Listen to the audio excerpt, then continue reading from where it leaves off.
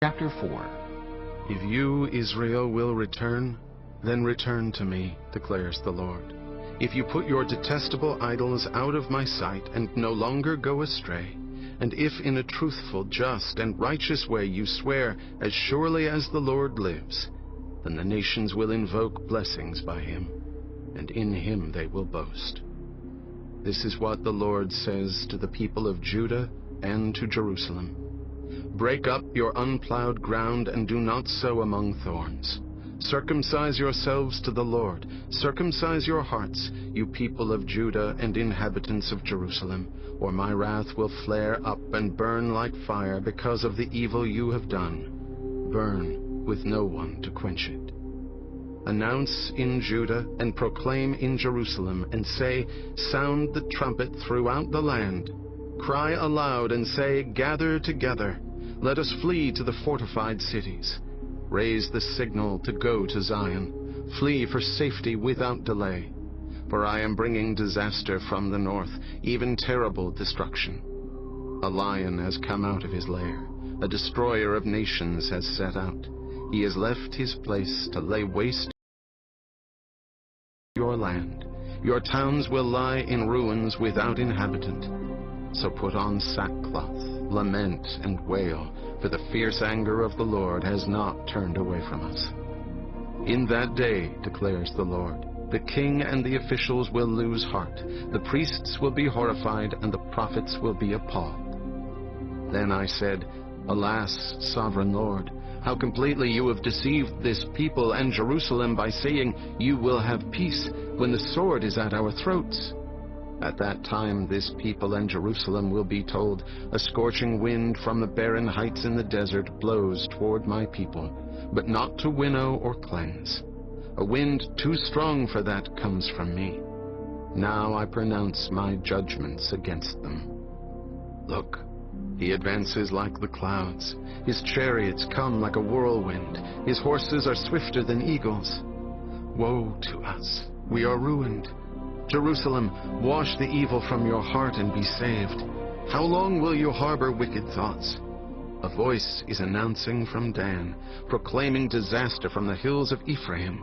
Tell this to the nations. Proclaim concerning Jerusalem, a besieging army is coming from a distant land, raising a war cry against the cities of Judah. They surround her like men guarding a field, because she has rebelled against me, declares the Lord. Your own conduct and actions have brought this on you. This is your punishment. How bitter it is, how it pierces to the heart. Oh, my anguish, I writhe in pain. Oh, the agony of my heart. My heart pounds within me. I cannot keep silent, for I have heard the sound of the trumpet. I have heard the battle cry. Disaster follows disaster. The whole land lies in ruins. In an instant my tents are destroyed, my shelter in a moment. How long must I see the battle standard and hear the sound of the trumpet? My people are fools. They do not know me. They are senseless children. They have no understanding. They are skilled in doing evil. They know not how to do good. I looked at the earth, and it was formless and empty, and at the heavens, and their light was gone. I looked at the mountains, and they were quaking. All the hills were swaying. I looked, and there were no people. Every bird in the sky had flown away. I looked, and the fruitful land was a desert. All its towns lay in ruins before the Lord, before his fierce anger. This is what the Lord says. The whole land will be ruined, though I will not destroy it completely. Therefore the earth will mourn, and the heavens above grow dark, because I have spoken and will not relent. I have decided and will not turn back. At the sound of horsemen and archers, every town takes to flight. Some go into the thickets, some climb up among the rocks. All the towns are deserted. No one lives in them. What are you doing, you devastated one? Why dress yourself in scarlet and put on jewels of gold? Why highlight your eyes with makeup? You adorn yourself in vain. Your lovers despise you. They want to kill you. I hear a cry as of a woman in labor, a groan as of one bearing her first child.